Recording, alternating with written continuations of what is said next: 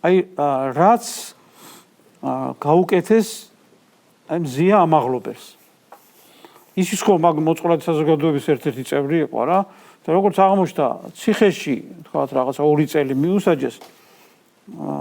იფიქრეს რა შეიძლებოდა გაეკეთებინათ და მე ევროპარლამენტი აკეთებს ამას და იპიპი რო ყავთ ევროპარლამენტში ეს რაღაცა ყველაზე მომძლავრებული პარტია როა რასაც უნდა იმას იგონებს და რასაც უნდა იმას აკეთებს.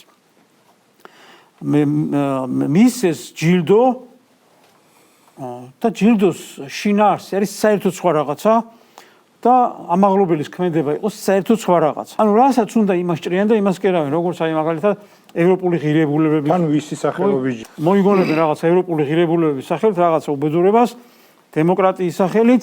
თავიანთ ქვეყანაში ის რომ რასაც ჩვენი ეს მოწყვლადი საზოგადოება აკეთებს, იქ არის შიდა ტერორიზმი, იქ არის ბრძოლა სახელმწიფოს წინააღმდეგ. ჩვენთან კიდე დემოკრატია და ასე ამგვარად აშტერებენ ამ ხალხს.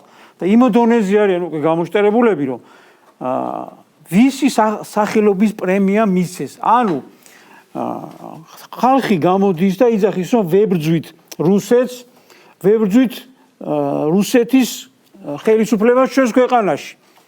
და ამასობაში უხარიათ სახაროვის სახელობის პრემია, რომელიც იყო პირველი იდეოლოგი და საბჭოთა კავშირის ახალი კონსტიტუციის შემქმნელი.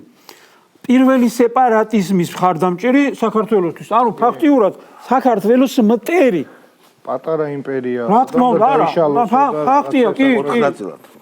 ანუ ეგ იყო მისი აგიტაცია, პროპაგანდა, ეს იყო მომზადება სეპარატიზმისა საქართველოში. ეს სიმბოლურიც არის, რომ ზია ამაღლობელს იმენ სახაროვის პრემია მიეცა.